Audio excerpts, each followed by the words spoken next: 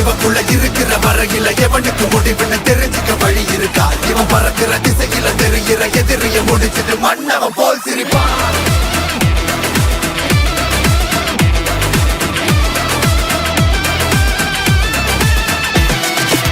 ஒரு சூற காத்து இறங்குச்சுடா, அந்த ஊரு மொத்தம் நொறுங்கிடுடா.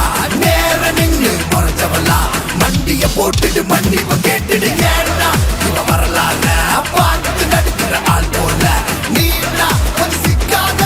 ஆசை முடிச்சுட்டு ஆயுசு முடிச்சு தொட முடியுமா வர ஒட்டிக்கோ.